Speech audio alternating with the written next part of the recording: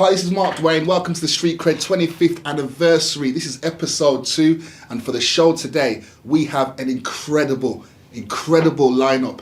And our first guest we have on the show is Miss Kerry Francis. Hello. Kerry Francis is going to show us all about her cakes that she makes herself. She started off as a mobile cake maker, and now she has opened up her own shop in Warsaw. She's opened up her own shop in Warsaw, and she's doing her thing. So, Kerry, I'm gonna talk to you about the humble beginnings of starting these cakes. I mean, how did it all start? Now, where did it all come from? Just you being this Kerry's cake phenomenon. Okay, so before this, I was doing a property job, doing CAD drawings, and then literally one night I went to sleep. I thought I'll make a cake tomorrow with my daughter. I made this cake and it was so nice. Me and my daughter were sitting down thinking, I have to make more. So I made another one the next day. It was even better than the first one. Wow. Then I thought to myself, I need to start making cakes. So I started making cakes, posted them on Facebook, Instagram. People started liking them and buying them. So I was thinking, oh my God, I could get somewhere with this. We're in COVID lockdown. People need to eat. So that's the reason why I started, and I thought I was getting that good. I gave up my property job, and now I do this full time. Wow. I was baking from home for about 4 months, and then I had a unit in Lichfield, baking there for 6 months, and now I've opened my shop up in Warsaw. Fantastic. Thank you. Wow. So basically, you started doing the cakes in lockdown. Just at home, At home, doing the cakes in lockdown. You put one out and it tasted so good. And then you put a picture out and everyone started buying it. Wow. And then fast forward, you've got your own premises. That is crazy. Thank you. That is absolutely amazing. So where did the entrepreneurial spirit come from, and where does this come from? Because that's like I'm in lockdown. Not many people start a business in lockdown. I know. It was a risk. That's bold. Yeah, everyone was saying to me, oh my God, you have to, don't do it now, wait till COVID's over. I said, no, people need to eat. This is the only thing we've got is Tesco's, supermarkets. People still need to eat. So the property job, they could let me go at any time. Wow. But if I do the cakes, everybody loves cake. Then I started doing milkshakes, sundaes, ice creams now. And you can try them. I'm trying to look at you and I'm looking at these cakes, but I'm a cake man. Okay. And which one would you like to try? Oh wow. Okay, so what's this one here? Okay, This so one that's looks milk interesting. chocolate cake with milk chocolate icing. Oh wow. Okay, which is the most popular one for you? I mean, what do you say? I would say gets the most.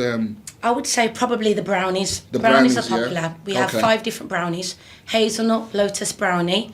We've got brownie with white chocolate chips and buttons. We've got Cadbury's milk chocolate buttons brownie. And we have Oreo brownie. Oh wow. So, and then obviously we've got the milk chocolate cake. We've got carrot cake and banana cake. Oh yeah. These are quite popular. Okay. We've also got... Here we go. I love my job. I love it. Hang on. I'm a chocolate man. And me. I love chocolate. Good. I'm glad you like Kerry, it. that's rich. That's Thank rich. you. I like that. Thank you. I don't know if I can try all of them on this show. Okay. But, Also... I'll take this home. If you don't take them all home. Oh wow, thank you. Yeah, no See, problem. our people are generous, man. Look at that. So Kerry's cake. So tell me, what would you say makes you different to other cake making companies? What makes you stand out from the rest? Okay, so with regards to all my cakes, they're all freshly made. And obviously I've got quite a range. I've got, if you can see on my Just Eat, because I'm on Deliveroo, Just Eat, Uber, and Food Hub. Wow. So if you look at the menu, we've got a range of different cakes. We've got eggless cakes. Brilliant. We've got cakes that don't contain nuts because people have allergies. I do vegan cakes as well. Also, if you scroll down, we have milkshakes, cold drinks, hot drinks. Wow.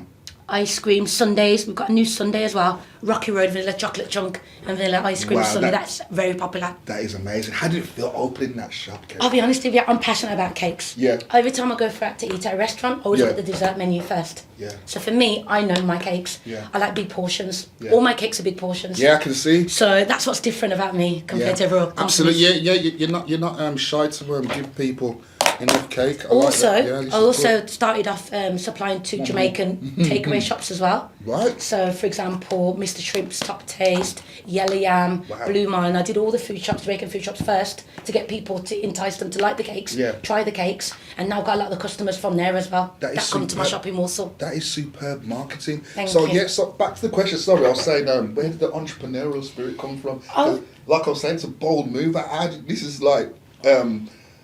Not many people would have done Is this your first business? First business. So that's what I'm saying. It's your first business, made in lockdown.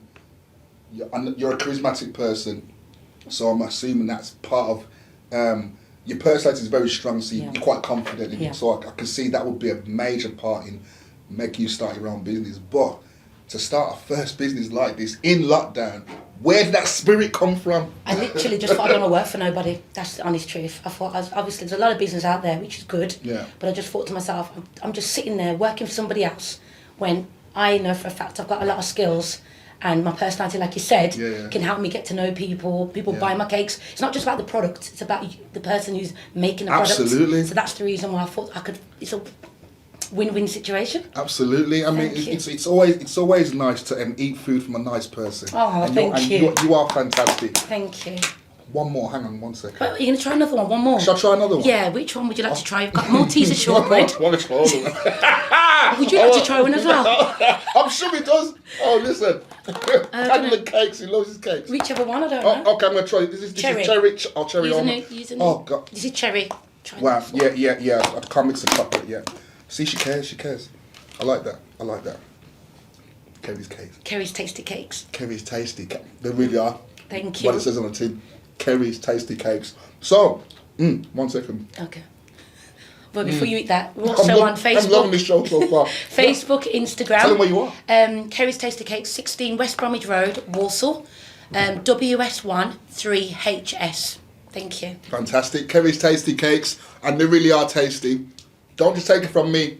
Check out the shop in Walsall. Just Eat. She's doing things properly. She's running the business properly. The food is done properly. She's passionate about what she does. And what better to have cake from a lovely lady. Oh, thank you so much. Kerry's Tasty Cakes, Street Cred 25th anniversary. Thank you. Congratulations as well. Thank you very much. Anniversary.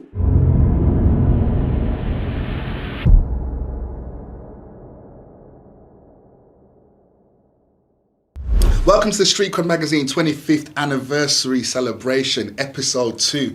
And here we have a premier lady of our city, Birmingham, Akeila Browne, life and mindset coach, doing fantastic things in the city, empowering women and basically creating waves and creating a trend and inspiring other women to do what she does herself.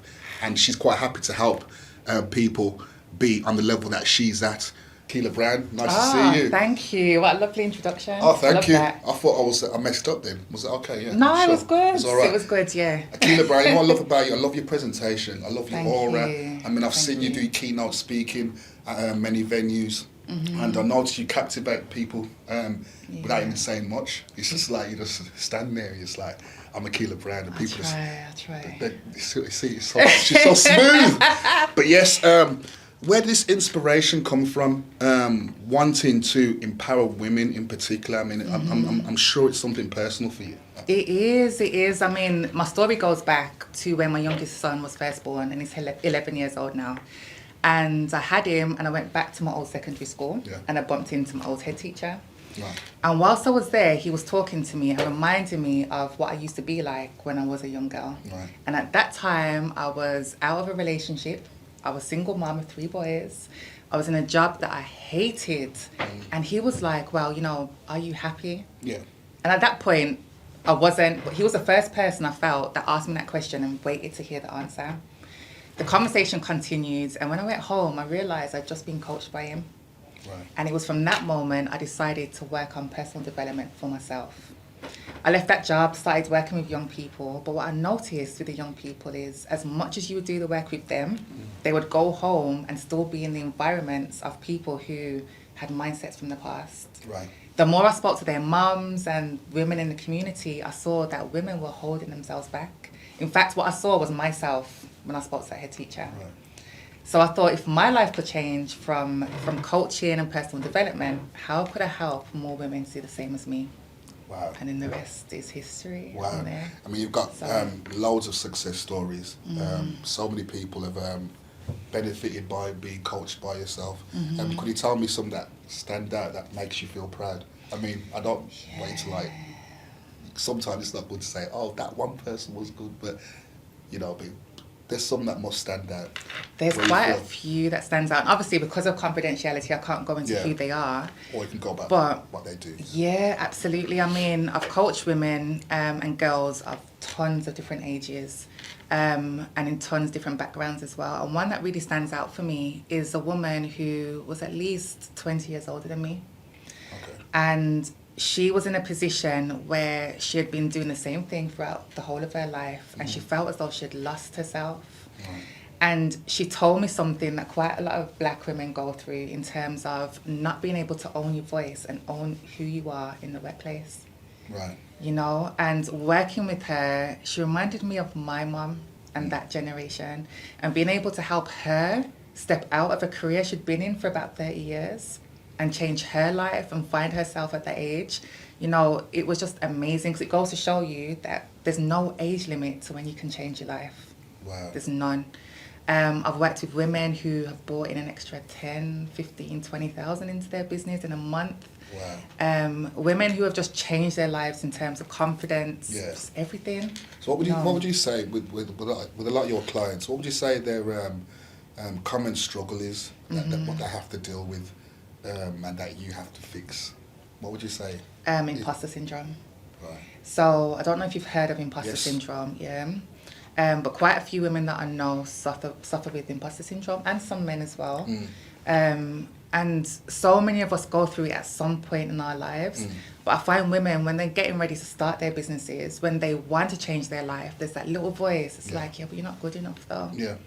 You know, there's that little voice saying, yeah, but you can't charge people for this because it comes too easy for you, so it's not really work, is it? I saw No. a quote on your social media, and it was said how to be seen as credible, be seen as valuable, and get paid. Yes. I love that. Yes. Would you say there's a lot of people that that's that syndrome, that they feel that they don't value themselves enough to they want to do the business, but then they don't want to charge for what they do, what they're worth? Absolutely. How do you change them? How do you change that mindset? Well, first of all, I think we live in a society where we try to fix everybody, and we try and say, well, this is missing from you, that's missing from you, and this is why you need my help.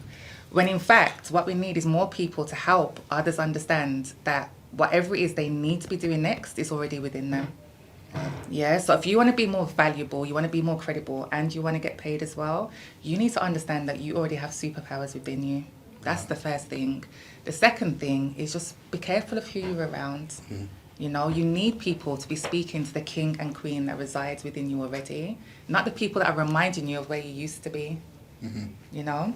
Then we have to pay attention to the stories that we tell ourselves, because ultimately, whatever you tell yourself is the truth.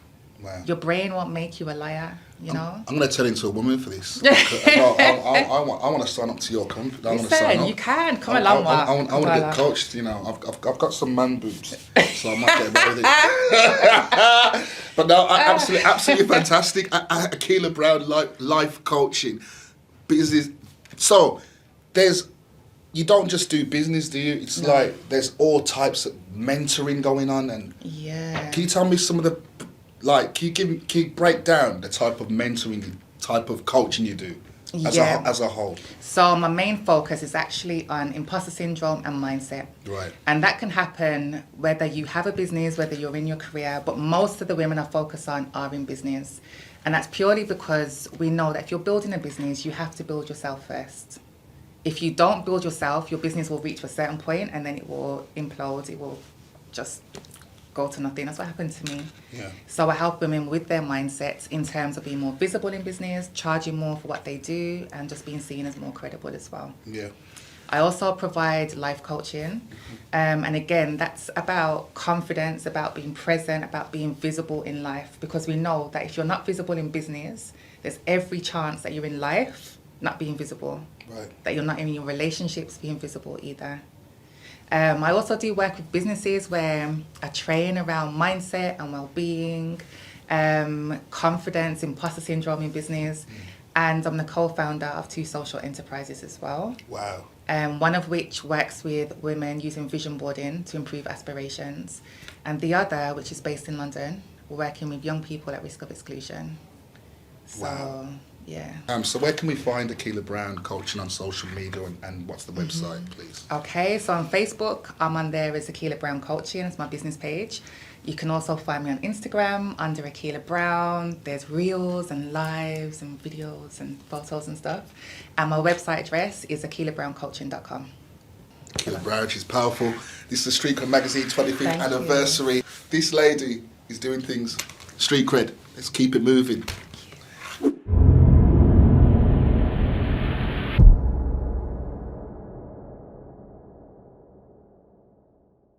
One man that has truly made an impact in our community is this man sitting right next to me. They call him the One. Yeah. Because he's the one. Yeah. You know, what? Hector Shakes, The One, yeah. food extraordinaire from Jamaica, has made such an impact. He's all about the community. He's all about bringing people together.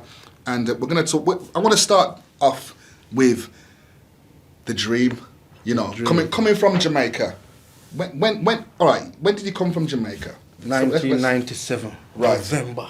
And what was the thoughts going through your head when you come here? Did you think, you know what, this is what I'm going to do to this city? You know, not even nothing like that. In 2 weeks, I come for, you know.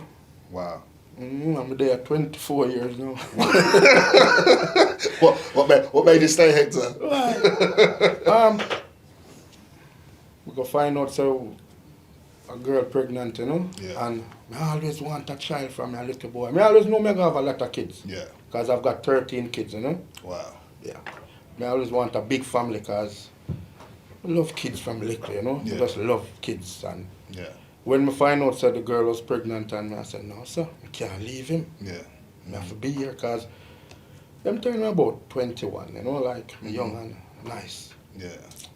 Feel good now, go be a daddy, you know. Wow. So that was my main thing for be.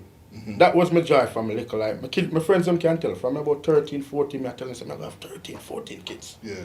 Always want, you know. Is it out there? Wow. Yeah, if any of them for run to school with them little brother and sister, me always there, you know. Because I never grew up with a little brother, but when I get 18, my mother have another child, so I was our only child till them time.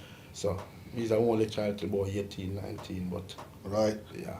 Do you think that was probably what it was? Probably. Yeah, man, Because you was on your own for so all the long. while just in my house by himself. Yeah. But me always just You love. really made up for it, didn't you? Yeah, man, I have to, because Yeah. my grandmothers them have a lot of kids and my grandfathers them, you know, like 13, 14 as well. So Right. I always want them amount that too. Yeah. Because I love when I see them show, them love them, I know me have for sure, you know. So that's where the love come from. 'Cause everything with me I just love and sharing. Absolutely. So everything we do is just to make the next person who come in my vicinity feel that love or to share something with them. Where did the inspiration come from to do food, Hector? Food. You know, down in Jamaica, you know, African cook, you know. So inspiration African cook. You have to just. My father do catering in Jamaica, but him not really cooking at the house, you know. He only cater like for business events, certain time for film friends. That. Yeah. But I'm not really cook. But I cook certain time at the house, like when guests come from foreign. But my mother cook every day. My mother brilliant, you know. But when the boss cook, Nah, man. when the boss cook, you know. When my mother cook every day, man. My mother will just make me just melt, you know. Wow. But my father caterer, so. But when I come to England, and the food when I get, me never really like it then. Right. Because my taste bud couldn't fit to it, so I have to start cook. And then, you know, we come to England and dip on what go on and they see what go on. We dip on the road and you look. No, when they forget no food, when they go on food shop all 2-3 hours, you know. Forget one food, 1.5 hours, forget one food. So we just start cook, you know, from friends there. Yeah. And then some people taste some item and say, oh, I've got a party, you can do a little food and start. And then them friends start taste and then when you check a stack, weddings, christenings, you know. Wow. And it's Yeah, so how many years has it been now you've been in the food business like itself? me a cater, like, my first wedding about 20 years ago. Wow. Yeah, man, you've definitely made a mark here, Hector. And with me with cooking, it's not like, with me with everything, it's not about money, you know, it's about the value when we give people, like the love when we do it with, you know. I want to make sure everybody, because I could have a, long time I could have a food shop, you know, a takeaway, but I never like people buy me food and go away with it, you know. I like see when people eat the food, the vision on their face, you know. Yeah, that was my dream. So we still have it to open up a restaurant where we just Because my dream is that. You know, me never like nothing repetitive, like every day me do the same thing. That is not something. You know, so I food shop every day I have to do the same. So now my son them get big, because my son are 22, the big one. Brilliant chef as well. He can do everything, you know. Wow. So he might come in with some new style and some new thing, and me I see myself in him and see my proudness I want me be as a father, for you know, so the time as me. Because one thing we need to make everybody know, right? My motto as a parent is time over money. Present over presents. Right, for real. You know, I don't leave them for nothing at all. I don't even have to buy them nothing. If I ask one of my kids what they want for them birthday, nothing dad. They just want dad. You know, it's just dad them want. You know, like that are the joy when I see them say, that is my dad, and I feel proud to say. And we couldn't do a lot of stuff with just them alone, you know. But we try to, you know, say everything else I do is for the community, because if we make them live in our house only, then we not prepare them for outer road, you know. So most of the work I try to do from coming here is community stuff, like keeping trip. We keep lots of Mother's Day, give away back to the mothers, you know. Yes. Father's Day, if we bring some fathers together, because we're lacking fathers as a black community. Now we have to whole heap of them step up, like in my era, like our time, you know. Right. Before the man them did have other stuff to do, you know. So now we are say we don't want it like that, and we are make a change, because me see you, me see me, me can call them whole heap more. Yeah, man. And you know you can call whole heap more. Now me can go school, because when me used to go school back in the days to pick up my son, I never really see no father. Now me can say I relate to that. some father, me love them thing they are. Yeah. So man can pick up the son and spend some more time with the youth them more than buying them something, you know. It's not all about buying them a present or buying them the latest or anything. It's just the time. Walk with them in the park. Yeah, man. Know them favorite color. Yeah. Just be interested in them. In them, you know. You know, just that as a father. Yeah. The time. Them we love it more in life, because you are them hero. Yeah. Yeah. From your dear, you is them hero. They want to be like you. I relate to what you're saying, you know, Hector. And you know, it's funny how you say that man of our generation, we are stepping up recently. Yeah, man, we are stepping up, man. Where do you think that come from? What made us think, you know what, we have to just... All right. So me not born here, but you born here, right? Yeah. Your generation, then we can't talk about it. It's like, enough of the man them wasn't there. Enough of the fathers them wasn't there, so we have a lot of single mothers, right? So, the youths them grow up and see it, say, me no want this reach my son. You know, so me I go try to be what my father wasn't, you know? But sometimes we don't even know the circumstance where the fathers them wasn't there, or you know, systematically. Where that's different thing. We not get into that. But it no matter what system is there for me. My child them is my child them. I have 13. There is no half brothers, no half sisters. Everybody have to name Shakes. Wow. The one, like everybody have to know that's my brother, that's my sister. It's just pure love. Beautiful. Yeah. We just bring love and share love. That's what we want. You know, and that's the only thing where most people can replicate in their life. You know, love. It look like the only thing where people just push back to back.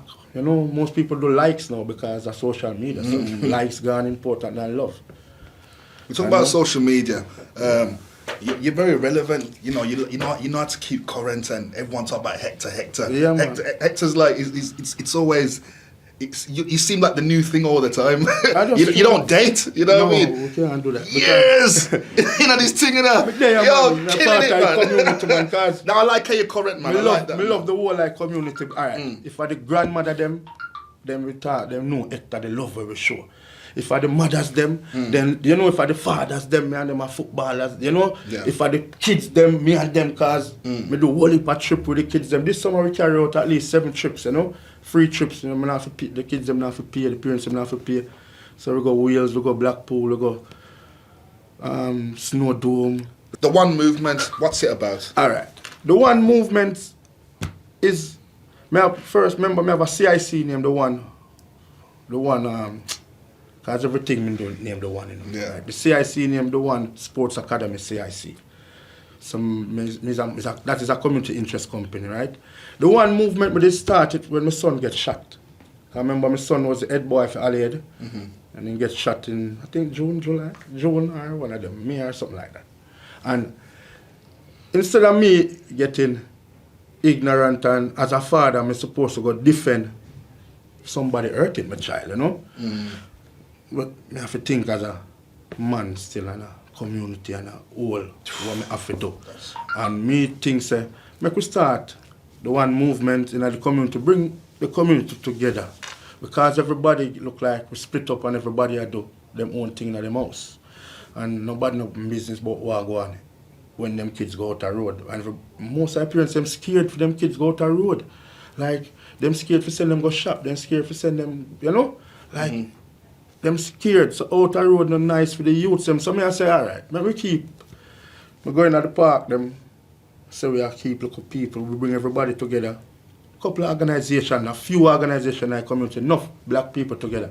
Community, all like community together, and police come. Police even they give me BS treatment because them know, but them was COVID time anyway, so that is the next thing. But we bring a lot of people in the community who have a lot to say together, and all the people did expect if we go down a different route, like we are going to fight the youths in the community, but that's not what we want. We have to go educate them, you know? Yeah. Because you have to think about most of the youths in the community only know one thing, you know.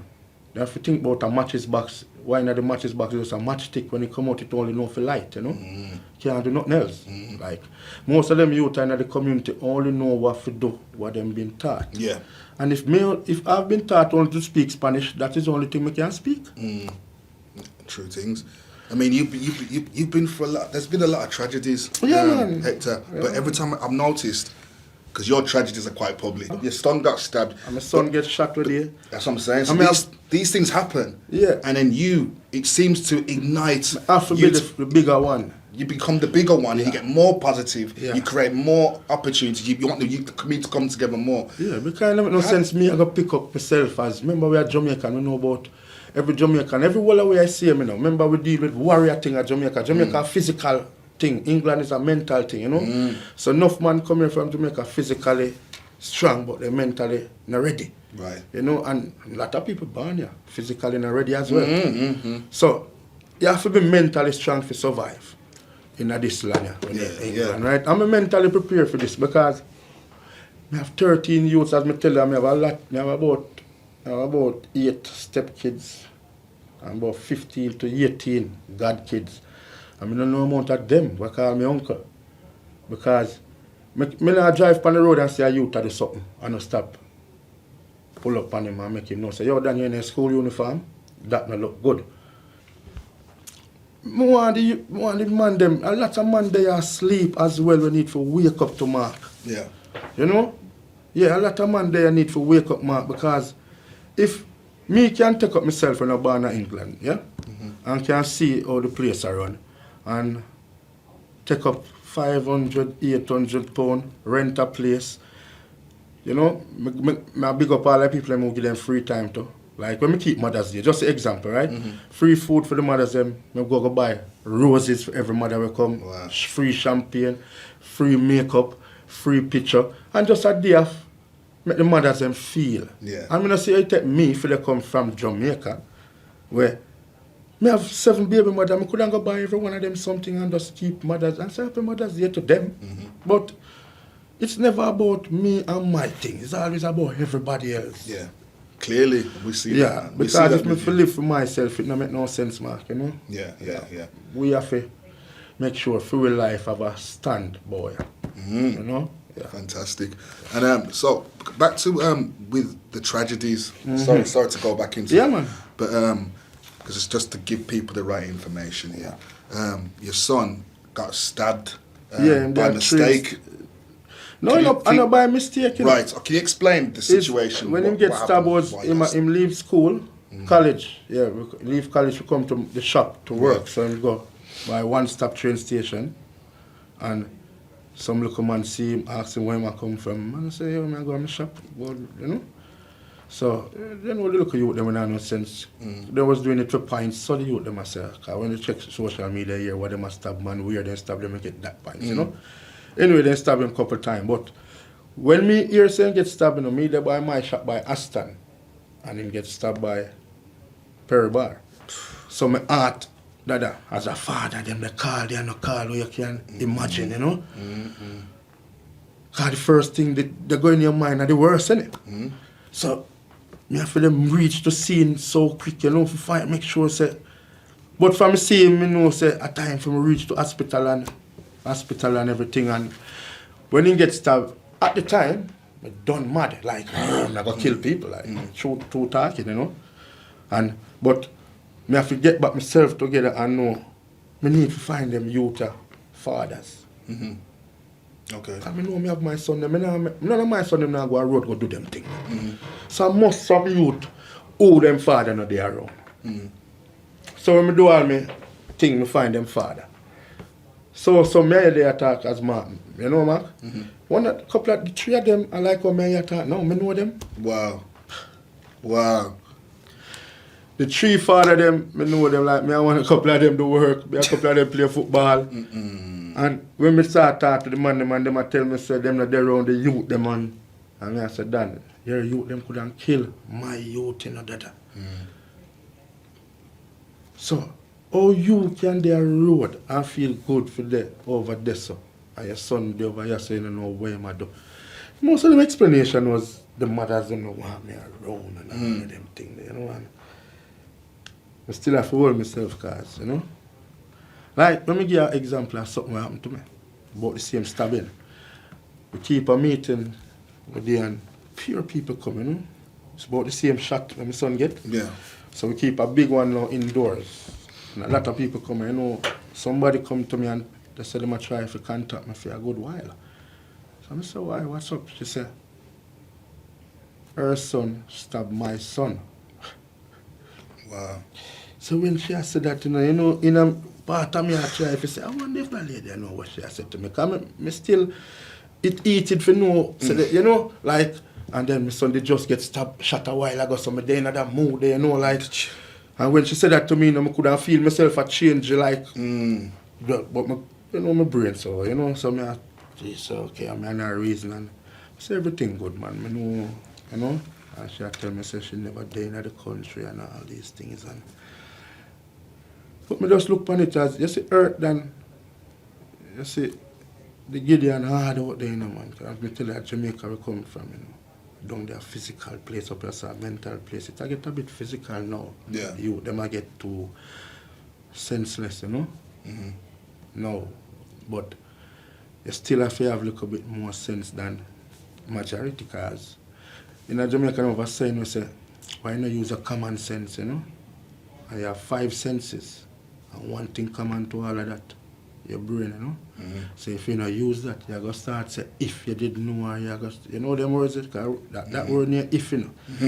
When you say that means you think about it, you know. So, me not too like say that word, the if, you know. So I think about a lot of stuff. So, Hector, the ultimate purpose for the One movement, what is it? With all that you've been through, can you see, I mean, you're quite a visionary. You've seen a lot. I know everything what we have to do, you know if it change the whole thing. Yes. Everything, we have a blueprint of everything, you know, but the ultimate purpose is we need, just if man them, first and foremost, we need to man them to get back in them youth, them life. Right. If a man feel like, say, the woman have a next man, and before we even got to this, the same thing, you know, every man and a woman who lay down together and have a child.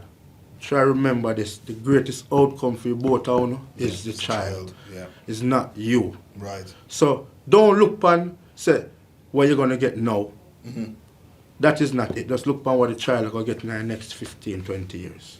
Hector Shakes, the One Movement, Street Cred Magazine, 25th anniversary, inspirational figure in Birmingham, keeping it moving. With all that he's been through, he's still fighting and bringing people together. That's a true done.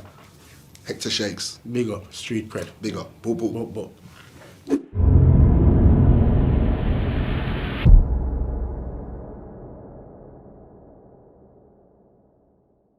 I'm here with Nav Nav, the boss. Nav Nav is absolutely creating waves in Birmingham right now.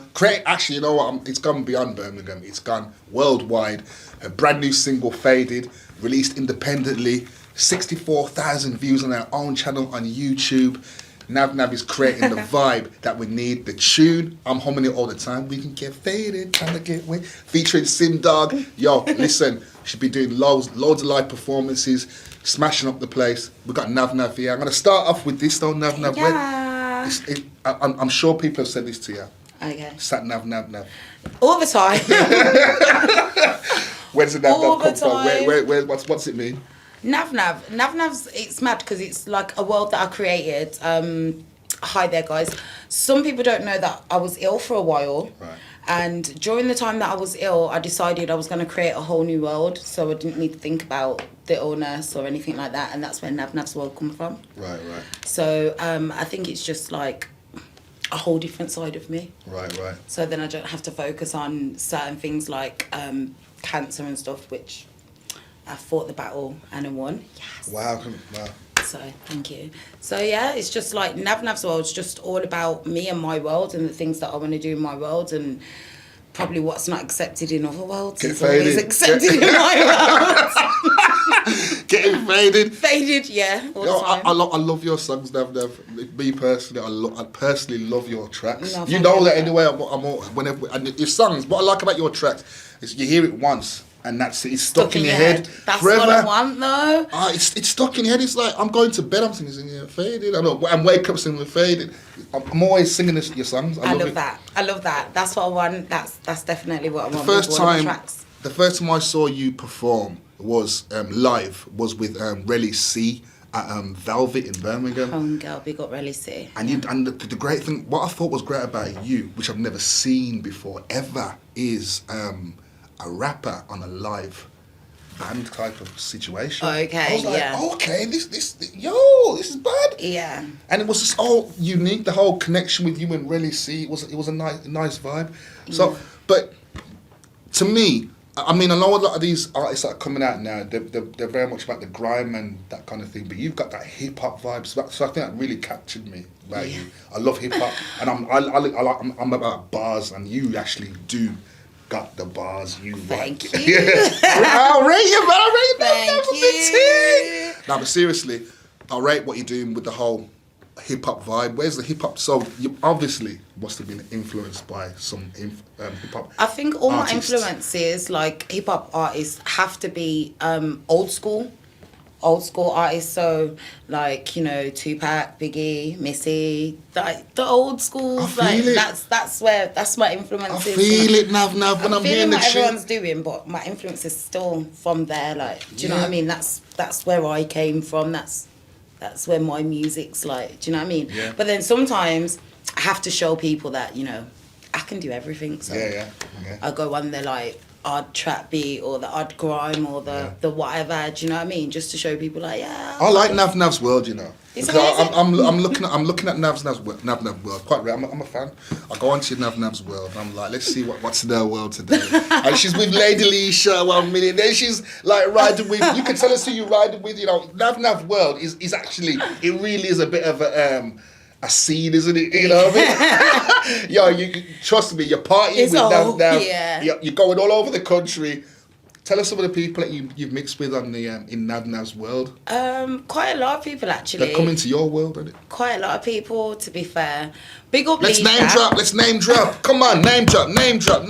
Big up Lady Leisha. Yeah. Lady Leisha has had me from like, I think it was 2016 when we first done Girls in Grime. Wow. And I got an email basically saying come down to London to do Girls in Grime.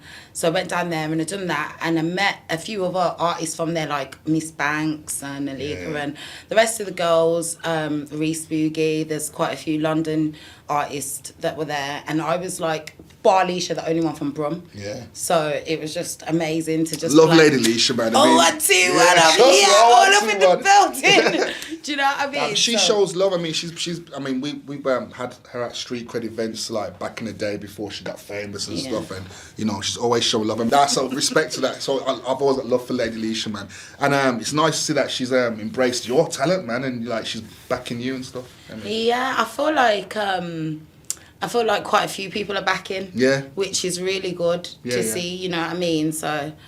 We all The recognise people in the real, man. UK artists right now, not just Birmingham, London, like everyone that I've met, everyone that I've been around has been really nice, really Yeah. like, That's you good. know, welcoming and stuff. I've Yeah. never felt any bad vibes or Yeah. anything. Yeah. You know me, I'm always on a buzz. Yeah, I'm yeah. just here Of course. like, yeah, let's Yeah, do yeah, this. yeah, So, you know, like, I go down You there are a and whole vibe, I'm ain't you? just Like, me. you're a Anywhere whole I am, vibe, I'm yeah. just me. So, like, if Bright in people here can though. jump She's on my bright up vibe, the place. Can you feel it? people can jump on my vibe and be on my wave, then yeah, we're good to go. Listen, I'm telling you, when you're in the club, I've been in the clubs, man, and when Nav Nav comes, you feel when she's enters the building, My man. presence. You hear the room outside, yo. You hear all the girls that chatter, and she's coming in like a bus, You know, it's got to be getting done now. faded with the crew. It's got to be done now. I love it. Big up everyone that's doing their thing though, like everyone that's coming up, because it's hard to be in the music industry, getting into the music industry, and like trying to like put your stamp, your foot down. Do you know what I mean? So big up everyone that is coming up and stuff and doing what you're doing. Like, I got you, man. I support you and I'm rooting for you. Big up to you, doing what you're doing and considering your illness as well, man. Yeah. That's crazy. That's inspiration and a half. No, it's like, you know, my motto is cancer didn't beat me, so what can? That's my motto now. So no matter what I do, whether I find it hard, whether I think like, oh, I don't know, I just think, you know what? I fought the hardest, biggest battle of my life, and I come through it like a boss. So guess what? You're a boss. Get up and go. Like, do you know what I mean? That's just what it's about. Obviously, like, I have my good and bad days. Some days I'm ill, I'm not well, but do you know what? I get through it. You just have to get through it. And the love from my fans, supporters, other UK artists, people like yourself, do you know what I mean? You like keep me there, like, you know Navs, you can do this, God keep bless, going. man. So thanks. Thanks, man. Getting the approval from Nav Nav, you know what I'm telling you. So what does Street Cred magazine mean to you, Nav Nav? What's your vibe with us? What does it mean to be a part of Street Cred? It's amazing, and the reason why it's amazing is because I remember growing up. And like, you know, my sister would get the Street Cred magazine and stuff, and that. So I've known about it from young, growing up. I've seen you about, like, until then when I was on the scene, and then I started to meet you and get to know you and that. So just seeing you, how you've come up as well, like, bless, it's man. inspirational. Oh, thank like, you, you know, man. like, you never give up. Yeah. You're always going. You're always putting in the work no matter what. And you know what? You're always trying to help people, and I love that. Thank you. Like, Thank seriously you, love that, because, you know, no one has to, you don't have to do that, but you're always trying to give people a step up and trying to put people on. That's what it's about. And I think sometimes people don't give you enough recognition for that. So I just want to give you enough recognition for that. Do you know what I mean? Thank seriously. you. Oh, thank you for that, Nav Nav. Oh. So tell me about the future projects, man. Or are we gonna? It's gonna be hush hush. I can't say too much. Just give us a tease. I've got a few What's gonna things happen? coming out for the rest of the year. I think there's about 3 tracks Yeah. that are coming out before the year's over. It's a bit of a busy schedule because I start my master's degree on Tuesday. Wow. So I've got so much to do, but the music is ready. It's all ready. Wow. It's done. It's sitting there. It's waiting. So it's just about Nav doing Nav the visuals and getting it out Oh there. wait! Whoa! I can't wait. Who's that for me? Alyssa, you know what? Do you like cakes? Do I like cakes? Yeah. It You like depends. cakes? We've got some cakes here. What You know. cakes Look, have you we got Kerry's cakes. She left some Kerry's cakes. Big up Kerry's Kerry's cakes. tasty cakes. We got wheat milk and nuts on. Hang on, what's this one? Crispy Malteser shortbread. Oh, that sounds lovely. It's yours. And we've got hang on. Actually, you can make a choice. Give it a choice. Have you took one already? This is great, guys. Look, I've got Carrot cakes and everything. cake, ginger cake, and crispy Maltesers. Oh, this is really hard. Take a choice. This is hard, but I think I'm going to go with this one. That's two of mine. Yeah. Sorry, Daniel, I not can getting go with that. this one. You're gonna order Crispy that? Malteser, Crispy Malteser. shortbread. Yeah, man. Guys, Mark's trying to get me fat before the performances. But Right. you know what? It's Don't make me okay. laugh. So going back to what you were saying earlier on about it's hard in the industry. Yeah. What's the hardest battles you face? I'd like to know from you. I feel like at a certain stage, I felt like I wasn't getting supported as Okay. much as I feel like I could have from my own city. Right. And then I kind of felt like I'm going to have to go to London and do things in London, which I did. And, Yeah. you know, I was accepted down there and stuff. And I thought to myself, no. I'm bringing this home. I'm 012. Like, I got it on my nails. Yeah. Oh, wow. 012. Rome. Look at that. 0121. 0121. Have you ever seen anything like this? Look at that. 0121 nails. Wow. That's when someone's repping. I just thought, no, Brum's my She's repping city. hard. And you know what I need to do? I need to get them on board with me. So I just started working a lot more in Birmingham with Birmingham producers. Yeah. And Birmingham artists and stuff, and I feel like now my connection to my own city just feels amazing. Yeah. Everywhere I walk and I go places, everyone's Yeah. like Nav, or Yeah. and I just embrace it. I just love it. I think do you know what I mean? So I think that's Deserved. probably one of the hardest things is feeling like you're in your city and you're not getting showed as much love as you should. But you know what? It's not as much love as you should. You need to put the work in, and I had to realise that for myself. Okay, You know, I'm good at what I do and stuff, but you still have to put the work in. You still have to reach out. You can't just put something out and think that, bang, do you know what I mean? Everyone's going to be onto you. You've got to keep going. You've got to keep striving. Sometimes you fall, you pick yourself up, you dust yourself off, and you carry on. The female MC thing's a trend right now. How do you feel it's going in terms of like competition and, you know, like you've got your Stefflon Dons out there, your Lady Leisha. I mean, I know there's room for Nav Nav. Yeah. How do you feel though? Because because I've spoken to many female MCs, they kind of like go on like they're not scared of what's out there, but they feel a bit threatened as well. What's your thoughts on it?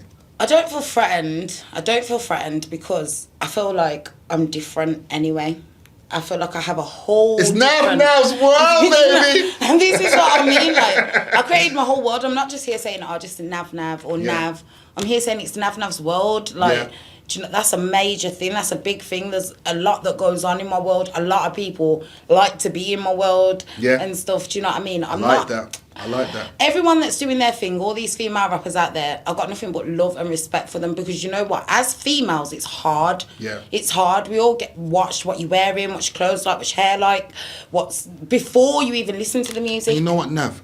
The one I'm going to say is this. The reason why I asked that question, I'm going to say this. It's a big world out there. There's room for everybody. It is. You can't go in Nav Nav's world. No. But it's a big world out there, man.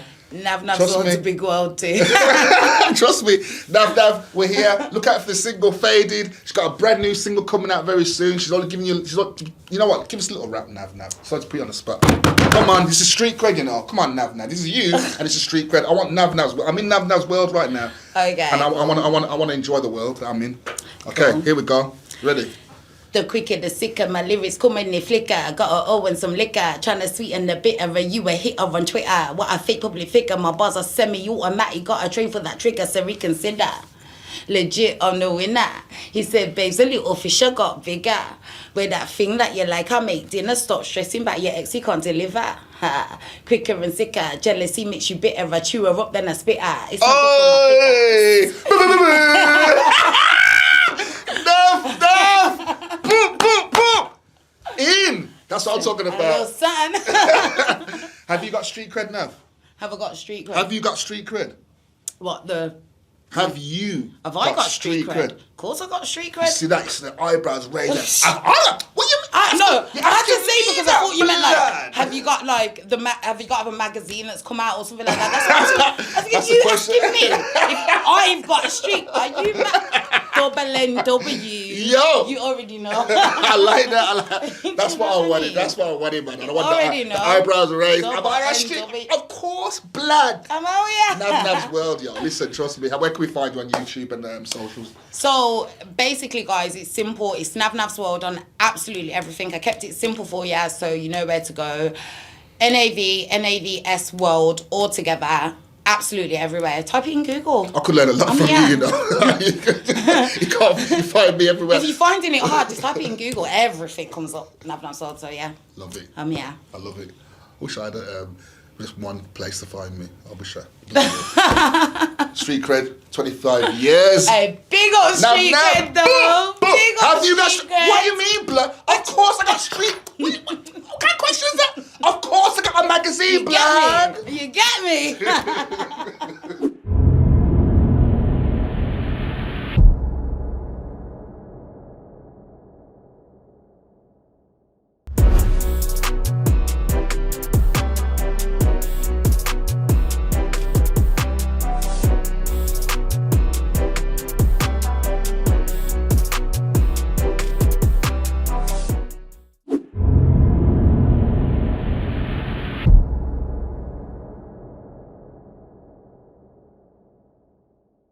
Street Cred Magazine 25th anniversary. We have so many pioneers in this show, and right now we have a man that has tapped into the nerve of popular culture in Birmingham, absolutely smashing it with his club events and creating a lifestyle for the new generation that's to come. This is Patrice with Effort Events. How you doing, bro? How you doing? You good? You're good, man. It's good to have you here, man. And bro, I respect what you're doing, man. It's like I'm seeing a fresh thing that was needed for the Birmingham. Let's talk about the club scene. Yeah. The club scene was kind of, in my opinion, even though I'm an old man, but I can still see what's going on. It was kind of dying out, and then this Effort Events come and just ignites everything and made people want to go out again. And I think how did you do that? So we've been around for a few years anyway. Yeah. And yeah, the clubbing scene was good. Before COVID, everything was great. I think once COVID hit, I think people got into a comfortable state because it lasted so long. People were getting so used to not going out that it was becoming normality. Yeah. So everyone stopped doing what they were doing. Luckily, we had venues that we could work with that were willing to put on events with us during that time so that we can at least have something, so people can at least go to something and do something. Yeah. That's where this whole idea really started blowing up, where we started doing the events during lockdown, made it a weekly thing, and then ended up doing 2 a week. Yeah. And it was just getting a whole new crowd of people, younger generation now. This is something that I think about, which scares me, is we're in 2021 now. Mm-hmm. People that are born in 2000 are now old enough to be going out. It's So it's like, it's a new era. Yeah. Like we've gone from that 90s where before 90s used to be the old school. Yeah. Where now 2000s is now the old school. Yeah. So it's like, so the clientele's changing. So we've had to like grab these younger clientele who didn't really care too much. Well, they should have, but they didn't care too much about what was going on, say with the COVID, and they just wanted to express themselves and go out and be able to have a good time still. Because at the time as well, they were saying certain ages underneath, it doesn't really affect you, it's more the older generation with health problems. So you say something like that to someone young, straight away they're going to take that and be like, no, we're good. So no, that's how it really started blowing through the COVID situation, started getting new clientele coming in. It blew up. We were getting like 5,000-6,000 people a week on our just off on our website alone, just looking, saying when the next event is, and it just went mad. Started doing brunches from there. So the pandemic actually helped, enhanced your business. Yeah. Wow. Thank you, pandemic. Thank you, pandemic. Literally, I'd say the pandemic literally just skyrocketed it. Wow. I mean, you've had some great artists as well, and great DJs. I know you pride yourself on bringing DJs through, man. Can you tell some of the people that you've worked with on your shows? And so we like to bring in a lot of the younger DJs. I love using the older generation, the more the OGs, I'd say, of Birmingham. Yeah. But like it's the younger generation now. So the clientele that we're starting to get is age 18 to 25. Right. So when you get in that clientele, so they're seeing all the newer, younger DJs coming through. So we like to grab those new up and coming DJs as well, help them put on our platform. So we've got great DJ JJ. Absolutely great DJ. Joined us just before lockdown, and then now he's doing fantastic. He's in practically every venue in Arcadian. Fully booked nearly every month. Like he's doing fantastic. Like I say, lockdown just shut him up as well. What I like about you as a promoter as well, I said this to you the other day, is the fact that you're hands on, you're approachable, and you get in with the crowd. You're not that, because usually with promoters they're usually hiding. It's like, no, it's not me behind this, blood. You're like saying, I'm Patrice, I'm showing love, man, and I like that. And you're presentable. You're creating a fashion vibe out there. And I think promoters don't like to be, say, the front face, because when people know whose event it is, you see that door. You see the door. That door is it's something else. I know. Of course. I know this person. Let's say with your events as well. So I know for a fact, but someone called Mark. All the time. So they don't like that. But to be fair, I know. You know how to deal with it. not even how I deal with it. I'm just so straight down the middle. No. Fair enough. Like, there's a reason why you can't. Yeah. So, leave me out of it. Like, the door team has said no. Yeah. So, no. What's the most craziest experience you've had doing these events, man, over the years? What stands out to you that's like, whoa? You know, you have all these celebrities that have that thing where they have the knickers thrown in their face and stuff. That stands out. Is there anything that stands out for you that's a bit crazy? I was working with a venue a few years back, and what happened now? It was Floyd Mayweather came to that venue, and then talking to a lot of his like entourage, and then it just shocked me. I'd say this was just something that I wasn't used to seeing, like in say a Birmingham club. Mm-hmm. Every single one of them had a prepaid card. Wow. With, I think, over 10 or 20k on it. Yeah, I can imagine, man. Floyd Mayweather, he's crazy. To do whatever they please. I've heard the stories, man.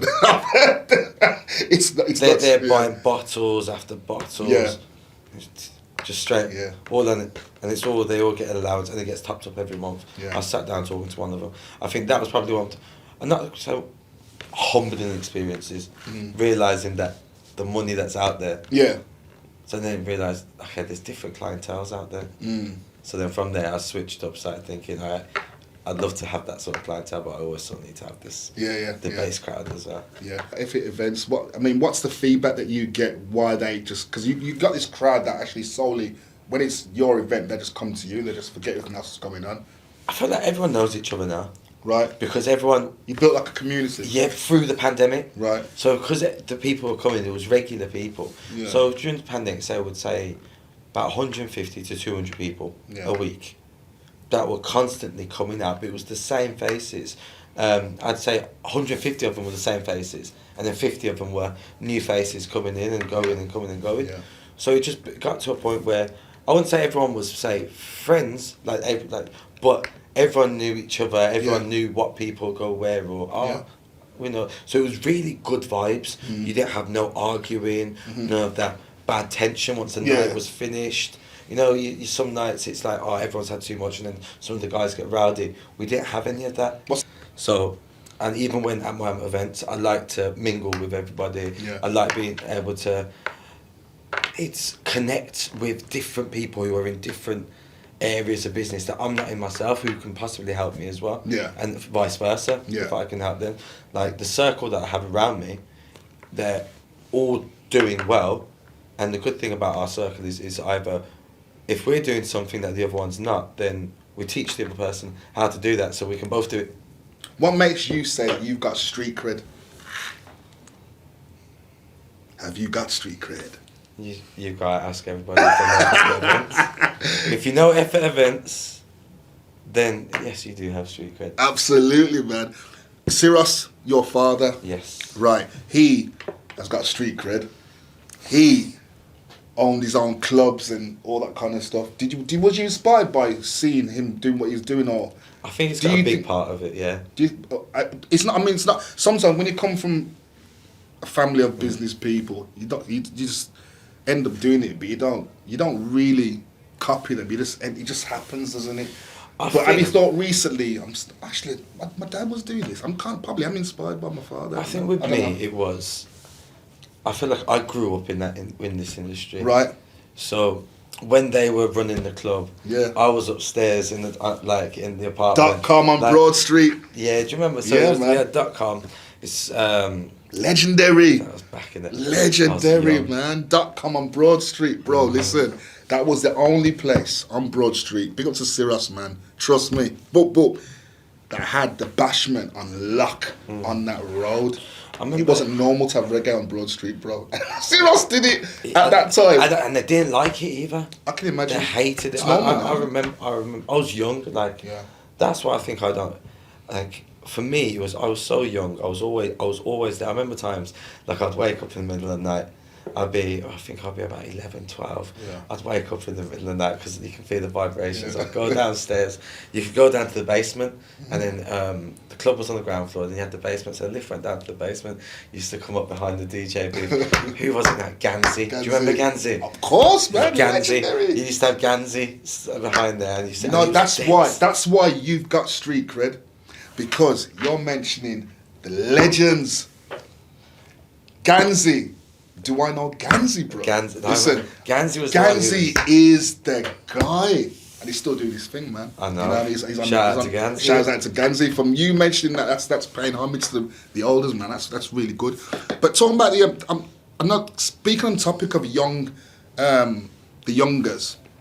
Why would you say? I noticed that a lot of them don't really like to pay homage to the older people that open the doors.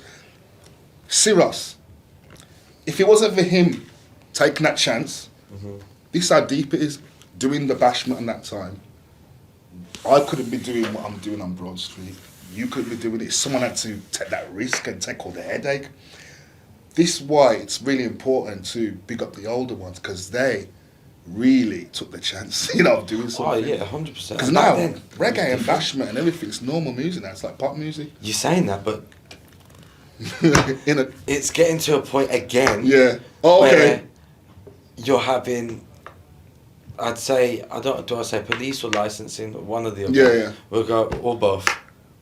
Yeah. Anyway, they're saying that they don't want bashment music now. Right. Oh, okay. That's happening again. And it's happening Oh, again. okay. They don't want the bashment High music. risk. They don't want the drill. Oh, They're the drill. saying, Oh, yeah, the drills. That's drill and the bashment, but I don't understand what.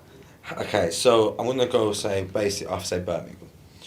You're gonna have problems anywhere that you go that involves a high volume of alcohol, regardless. Doesn't matter if you're black, white, Asian, it doesn't matter. If there's alcohol involved to a certain volume, you're gonna have something, either something's gonna go wrong, where you're gonna have testosterone going everywhere, or you're gonna have girls saying that's my man, and it's human nature. Mm-hmm. So when you're now saying specific music is causing these issues within clubs and bars, then you're fully making a whole assumption that that's the whole, when it's not. That's interesting take on it, man. I've never thought of it like that. So would you do a non-alcoholic cocktail night? Would you take a risk on that one? I don't think anyone will turn up. F it, man. No alcohol. Literally. You had the Mark Dwaynes, and then you had the Cherry Lips, and now you've got the Patrice. Yeah, and there's been big gaps between those promoters in Major. So where do you think this club thing is gonna go? Because I don't know if I can see another Patrice coming. I think it's the end going on of this now club is scene. all promoters are going and working for clubs directly, which fair play. Like you have to make your weekly income or your monthly income. So promoters are going and doing their events, or not even their own events, or they'll be doing it under a club's name. So they get paid their weekly wage. So they're not really building on their own brand as such. They'll say yes we are, like we've got all these people coming to this club. However, once you leave that club, those people are still going to go to that club. Right. Because what you have done, yes, you've built something, but you've built something for that club and not for yourself and your personal brand. Right. Whereas what we've done at the moment is we've put our events on in different venues and always change venues. Right. So that our clientele don't start thinking, we have to be at this venue on Sundays because it's popping. Right. No, you have to be at effort events on Sunday, and you have to find out what venue it's at because that's where it's going to be popping. Yeah. And you have to do it that way. I like that. Because that way you build multiple your own venues, crowd. keeping your people moving, and you have your can't have them crowd. stagnant. You're right, because if you keep them at the one place, then when you do leave, they probably will just stay there. Won't It's they? like me and my friends go somewhere every Friday. Because I say one of my friends runs this place and we go there every Friday. It's great vibes. But they keep the same DJs there. Everything's the same. The only thing is that he's left. A lot of the people who aren't, say, in the industry, who don't follow, say, promoters or certain people, they'll be like, no, we're going to that venue for that on that night. And that's the problem with promoters now, is we're losing our core crowds and our core bases to venues by sticking at the one venue and not actually building our own events companies and doing it at multiple different places. Yeah, I think that I like how you've really emphasised it's your events. This is about your events. I don't really see promoters holding on to their crowds. You know what I mean? You actually got your crowd. You're holding on to them and you've taken them. There's loads of great promoters in Birmingham. Yeah. Like fantastic promoters. I don't see them. Some I'd say that were all like I'd say were doing way better than me a year ago or 2 years ago. Yeah. But yours is a different approach. I've approached it in a different way. I feel like lockdown's changed everyone's mentalities and the way things are being done, even down to like brunches now. People prefer brunches. Right. Sit down events, eat some food, have a few drinks, a bit of music. It's a bit more sophisticated. Yeah. However, you can enjoy yourself as well. Where's the club industry going in your opinion, Patrice? Whew. At the moment, not to the best places. I think people are not trying to go out as much. I think once we get over this COVID situation, it possibly might change. But at the moment, I think people are still scared to go out. Don't get me wrong, it gets busy, but there's too many... this is the best way to put it.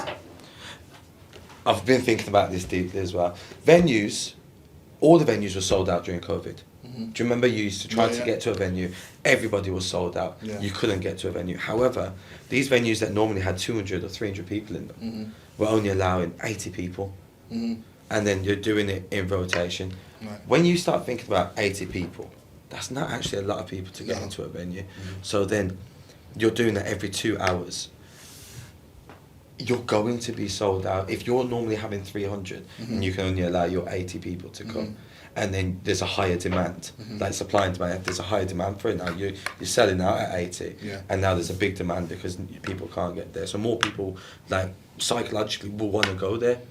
So now, when we come out of lockdown, all these venues who didn't want to take events on or didn't want to take promoters on because they thought, oh no, we're selling out every single week, every single day for some venues, from Monday to Sunday. We don't need these people. But now everywhere's reopened, COVID's gone back to normal. You've got, say, if you look at Arcadian, just at that centre, you've got, 4 or 5 clubs in there, all with a capacity of 300 plus. You add all that together, you're nearly at 2,000-3,000 people. You don't have that much foot flow going through Arcadian. True. Every single, so from Thursday to Sunday, you don't have that. So there's no way all these venues are going to be able to sell out all at the same time. There's not enough people. Patrice, Street Cred magazine, celebrating 25 years. Will we see the club industry rise or will it go down? But with this man in town, it's always going to be popping off. Effort events, follow that. Love.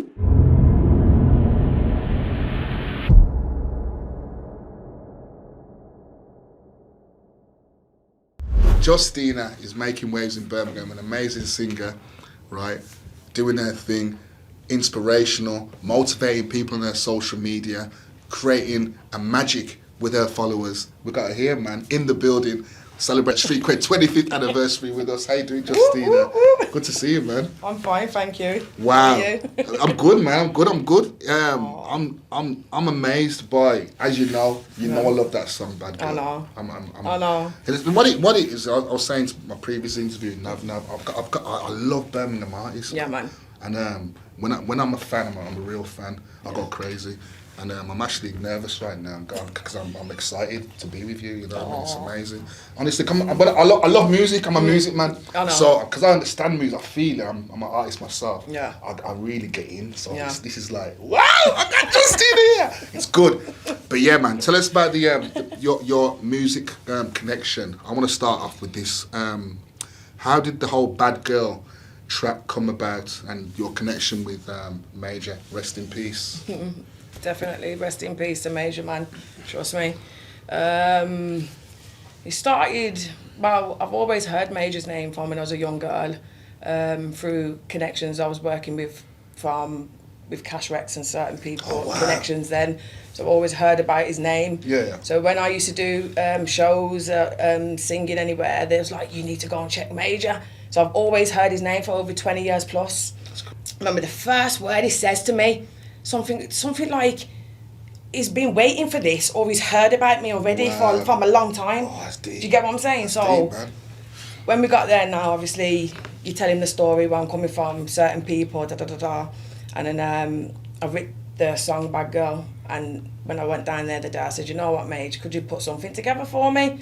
Because I normally, when I write my music, you kind of listen to, you know, tracks off the YouTube and all them little tracks out there, but they're not yours, are they? So I kind of write, you know, kind of to a beat. Yeah. So he heard me sing. He was like, yeah, man, can make a beat to that, easy peasy. So I was like, when I heard it, I was like, oh my God, because he was a fan of my voice as well. Yeah. He's like, he's always encouraged me, always like, that was major, man. yeah, man, do your thing. Don't wait for nothing, just do something. And so from there we hit it off. So what a story. Couple of tracks we had. Actually, I've got about 4 songs that was done with him. Intro, outro. That was what I was working on with him as well in the process before he passed on. So right now, I'm trying to get that all together right now to put that out and just follow that journey. Yeah, fantastic. Yeah, man. It's just an amazing story how, you know, people say you've got to work with Major and then you end up meeting Bossy, I know. and then you end up meeting It's him crazy. And you say, I've heard about you. Yeah. I've got the song for you. That's beautiful. That is. Crazy. Wow. Trust me. So tell us a bit about your music in regards to the genre that you're. I mean, the Bad Girls kind of got like a little bit of everything in it for me. I hear like a bit of the funky, I hear a bit of like R&B, a bit of garagey, dancey. Yeah. It's kind of like a multi-genre track. Yeah, up-tempo track. But It's generally, what would you say your genre is that you do? I love my R&B. Okay. I love my R&B, like my 90s straight, you know, Mariah Kerry, Mary J. Blige, girl bands, Escape, Keith Sweat, Joe, just name them all. I don't care, just name them all. Like that's what I feel in it. Is that the vibe we're gonna expect on a Justina album? That, you know what? There's kind of a twist on there because I've kind of gone in a kind of different direction as well. Do you know what I mean? So, you know, meeting other people as well. I've kind of not just stuck to one thing. It's kind of a very okay. You know, okay, so we got some interesting tracks coming out. So tell us about the other people you're working with, then, and what are they about? What kind of vibe are they bringing? Yeah, to your good vibes. Yeah, that's what I like. You get me? That's what I'm about, man. Like energies, vibes. So you got different producers. No, right now I'm working with a lady from Birmingham. Her name's Miss J Beats. Hey, she's in the building. Hey. You can pop in, you know. Come in, pop in. Pop in. She's my girl, man. Trust me. Pop in. No pressure. Come on, the camera. Oh my days. You know what? Amazing. Another mate. Like, listen, this is. I know. Look, you know what? We like to do things exclusive. Yeah. Whenever I bring someone on, it's because no one else is doing what they're doing. So I can confidently say there's no female producer in Brum. Yo. At all. As heavy as this woman. And I'm telling you, listen, I'm saying it. Turn your collar up in it. I'm being honest right now. I'm not being politically correct. I'm just being real. Yeah. This woman, yo, she is music. Yeah. She lives, breathes it. So she's crying when she's doing that thing. She feels it. She gets the piano and she zones out. It's gone. You're gone. J Beats, listen. Yeah, man. Phenomenal talent. And you know what? I interviewed her 10 years ago. What does Street Cred mean to you? Right. Hype me up, man. Hype me up. After that intro I gave you the stand, you gotta hype me up, blood. Wasn't prepared Oh for this. Wasn't prepared today. She's playing. thinking I ain't gonna mention her name. It's funny, you know, because when I saw that you posted about Street Cred and 25-year anniversary. Yeah. This is a 10-year anniversary from me and myself of being in Birmingham, you know, because if you look back at that interview, that was in the magazine, wasn't it? Yes. Was it a video? It was the 2. We've done the 2. Okay. Yeah. So if you look back at that, you'll see my journey. Yeah. And this is a pinnacle year for me because it's 10 years that... Yeah. I don't know, there's some kind of transition going on. You will feel that. 10 years ago was the start of my journey. obviously I merged on the scene as JS. Yes. Which was my artist name at the Yeah, time. yeah. And I used to produce back then, but I mainly focused on the performance side of things. Performed at Street Cred, didn't I? Yes, you did. Event. Yeah. And I was I'm working not looking for plugs, you know, but it's just natural. This is. Yeah, so you got me my first performance. Listen, amazing performance that was 10 years ago. You know what? You just brought some more memories. We'll go back to you in a bit now. Don't worry. That's fine. Don't worry. Fine. We're gonna make her go out to shut in a bit. I'm joking. Of course, this is a phenomenal moment. Yeah. We worked a lot, you know. Yeah. Oh yeah. We worked a lot, you know. Charlotte Anna, Richard Blackwood. She's very spiritual as well. Okay. She can read your mind. As you've just seen. She knew what I was about to say. You know what I mean? And there's loads of other things we've done, but she said, Charlotte Anna, she heard me. She was in my head. And I'm not even joking. She is spiritual. She actually is spiritual. She's very God-fearing. She's a Christian woman. And she's a lovely lady. She's one of a kind. And I'm really happy to be here with this guy. Respect, man. Oh, so get in. So Justina, tell us about this relationship you have with Jay's. Well, me and Jay, I used to go to a studio where I was working at, and the guy, I seen on his page, he had a female in the studio the other day, and this lady's playing this keyboard, and she's going for it. She loves her bass as well. She's going for it, and I'm thinking, yo, that sounds good, man. Yeah. So then I said to him, you know what, the lady you had in here, like, what's her name, da-da-da. So I said, you know what, I'm going to link her, and that. He was like, yeah, of course, go. So then I think I messaged her, or something, didn't I? Yeah, you started liking my post. Yeah, liking her post, and wow. I'm like, you know what, you're heavy, I don't give it. Like you said, there's no women doing this in Brum right now. So, loving up her thing now. So we said we're going to meet, gets talking, loving more of her beats. Yeah. I write my music. She's got her beats. She's a vocalist as well. Yeah. So I had this track, I've written something, and I heard her beats, and I was like, you know what, I'm loving your beat, Jay, what you're saying. Yeah. So we made connections on that beat.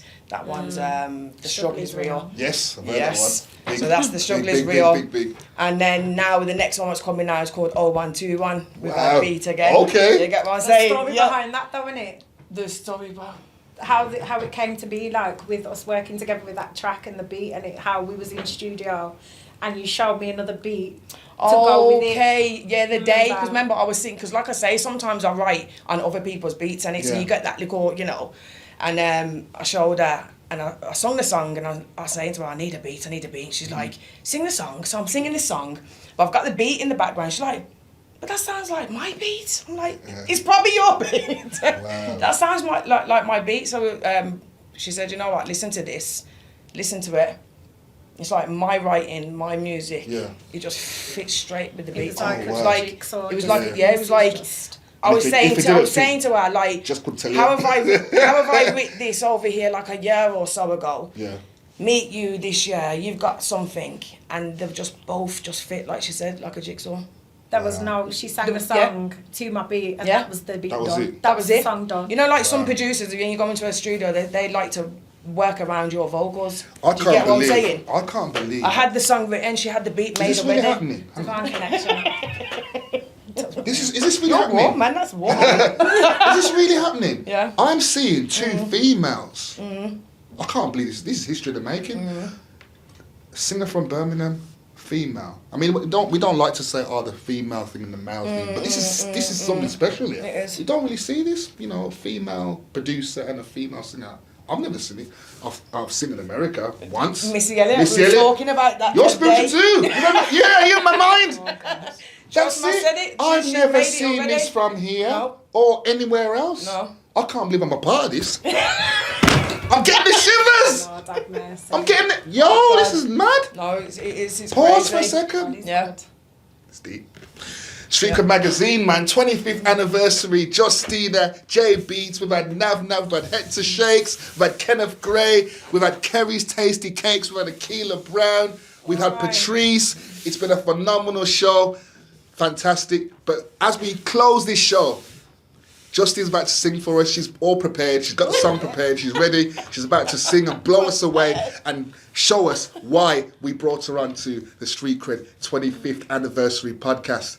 After 3. 1, 2, 3! I knew this day would come, 'cause I believed in me, it's done. For all the roads I've chased, for all my fears I've faced, I won't let nobody get in my way. Now on my journey, I'm proud to say, to all my haters out there, hey, hey, I'm gonna walk alone and finally stand my ground. For all these years I felt so alone. So I'm gonna say I found a voice in me. Who are you to say that nothing can ever come my way? I'm so proud to see this day, 'cause it's true. So let me just say to you, who are you?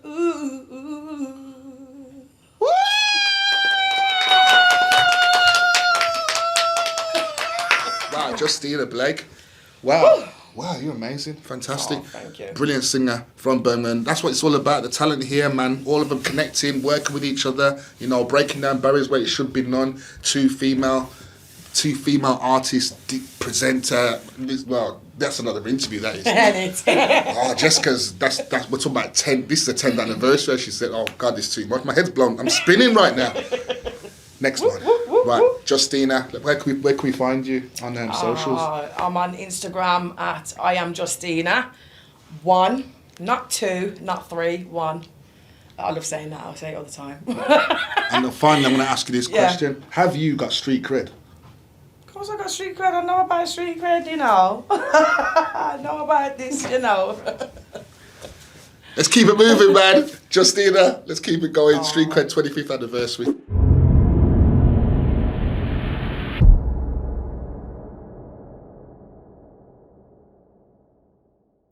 Fashion extraordinaire from Birmingham is with us right now. Humble beginnings in the market to having a chain of stores in Birmingham and outside of Birmingham. He's a businessman, he's a mentor, he's an incredible fashion designer.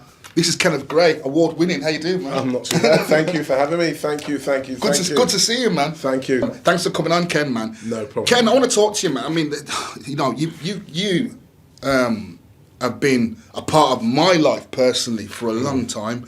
And I'm part of many people's life. But I'm going to talk about what I've experienced with you. I mean, I've grown up seeing you be this incredible fashion man in town and uplifter. I mean, when I was doing my whole singing career when I was young, and I used to go into the shop, you had the space clothing, and you had the, it was for men that time. Yeah, if you had ladies and men's wear. Obviously, primarily we were, in fact, to be fair, when we started the fashion business, we started doing both.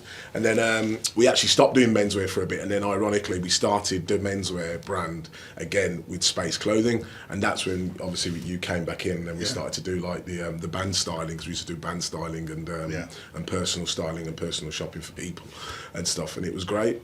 Yeah, you always had things that you couldn't find anywhere. I'd always see that jacket that was nowhere else. It was only in space. Yeah, well, that's what we try to emphasise, and I always try to. I love clothes, and I you know, fashion's been a big thing for me,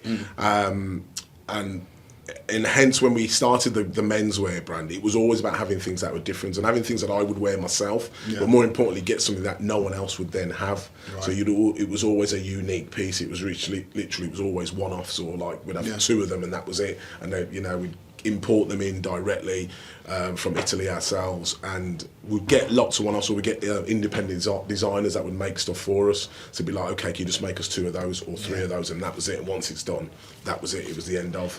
But Ken, let's talk about business, man, because it's like you've got your hands in so many pies, and you've been in business for a long time. Yeah. And where did it come from, that entrepreneurial spirit? I mean, I've never seen anything quite like you. You're a different type. I mean, I see a lot of business people, but your style and way you do things is quite unique. It's a very good question. I mean, obviously we have influences from our parents. That's that first, like, people that we look up to. So, you know, ironically, when my dad came to this country, he he had a business basically in Jamaica, so he was always one of those people that was always business orientated in that sense. But to be fair, when he came here, he didn't have a business, but I suppose he always instilled those values. Right. And then I'm watching my elder brothers and stuff do certain things, and I just thought to myself, you know, primarily I'm a chef, to be fair, by trade, and originally I always said that I would save enough money to open a restaurant, and that was always my first thing I was going to do.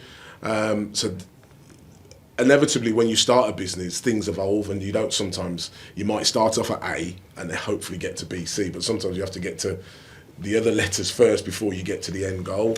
And so that's why inevitably, you know, I'm always evolving and always looking at different things, and that's what you've always got to do in business. You've got to learn to evolve with the times and move with the times. You truly are a retail pioneer, and talk about moving with the times. I mean, you've created your own thing. I mean, in terms of the lockdown, the pandemic, everything. Yeah. You know, everything was shut. Yeah. You know, everyone lost hope. Business was closed. Everyone lost faith and everything. And then, if you're at home and you're scrolling through your news feed, Kenneth Gray will pop up and say, "Hey, we've just opened a new shop." Mate, listen, you was basically coaching people online and doing these updating these statuses and giving people hope. And it was a matter of just, I'm of the view, attack or be attacked. So it was a fact of, obviously everybody at that time, especially in lockdown, felt like they were being attacked, whether it was you were being suppressed by the government, or you were being suppressed by your own thoughts and your own mental health. And I thought to myself, you know something, I can sit here and curl up, or I can go for it. Do you know what I mean? And believe it or not, with obviously there's a lot of things that happened, which were good and some were bad, but also one of the things with a lot of businesses, it gave you a few opportunities. If you looked outside the four walls and thought to myself, actually, even though there's a lot of things going on which are detrimental to a lot of businesses, there are still opportunities in that particular period, in the COVID period. So that's what I thought, you know something, I'm going to try and exploit some of those opportunities and take the chances with the cheaper rents or the cheaper leases or the deals that, you know, some of the like bigger units or bigger shopping centres wouldn't look at you first. But because obviously some of the bigger shops were going, like your Burtons and all part of the Arcadia group, that opened up opportunities for smaller brands and smaller independents to try and open or get their foot in the door. So that's inevitably where I thought, okay, I'm going to take a chance here and stuff. And it's a risk, and everything's a risk. And sometimes I don't know if I'm doing the right thing, but at the end of the day, if you don't know, you don't try, you don't know. It's as simple as that. So that's what you've got to do. I thought it was amazing. I mean, I liked how you the approach you gave to opening new shops. You was doing the live streams on your Facebook and saying, coming inside to all the ladies and, you know, come and try these new clothes on. But let's talk about Ginger Tree, the actual boutique itself. I mean, what made it's a female, it's for women. Ginger Tree Boutique's for women. What made you decide to focus on women in fashion and get rid of the whole unisex thing? And just I think inevitably with women are a little bit more, they spend more money on clothing, in essence, than men. I mean, men do spend money on clothing. If I could find men shoppers like myself, I'd love it. But to be honest, because I love to go shopping. But in general, women spend more money than men. So inevitably, that was a road that we thought we would go on, and then we'd sort of push the brand a little bit for more. And then obviously with the Ginger Tree was born. Primarily, we were first called Space Clothing, and that's when we did a lot more clubbier clothing and a lot more going out stuff. But a lot of my customers started to grow up, so that's when the Ginger Tree evolved, and we thought, you know, so we're going to go for a slightly different market, slightly different style of clothing, and expand the brand that way. Right, and that's basically how the Ginger Tree was born. Fantastic. And let's go back to a bit about you were saying you wanted to be a chef, and I mean. But you became the chef that you always wanted to be online throughout the lockdown. Yeah, the loud shirt chef. The loud shirt chef, yeah, that was something that sort of blew up, because inevitably being a chef, and I worked in quite a very good established hotels and restaurants and Michelin starred restaurants, you know, back in the day. But obviously I gave that up to end up opening the clothing store. But obviously in lockdown it was like something to do, and I was always cooking, and everyone kept asking me, can you show me how to make this, or can you send me this, or can you deliver me some food and stuff like that. So because I just kept getting loads of requests for people saying, can you just give me a demonstration, I thought, you know something, let me just film it.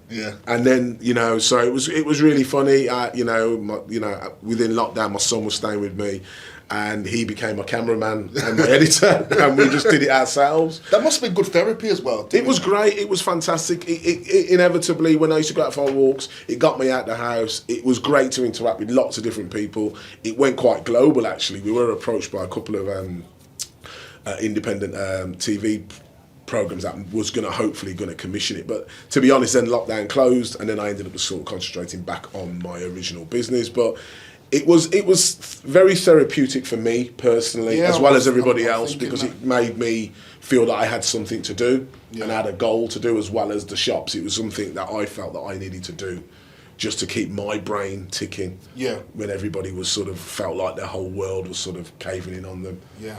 I mean, I don't know how you managed to be that inspired in the pandemic to open multiple shops. One week I'd see Ken saying, we're opening Acott's Green. Then I'm opening in Tamworth. But that there was inspiring people. People saying, this guy hasn't given up, and you were making it work as well. Yeah, well, won awards. You won the Phoenix Newspaper Award. How did it feel winning the Phoenix Newspaper Award? The Phoenix Newspaper Award was fantastic. It was great. It actually put us on the map.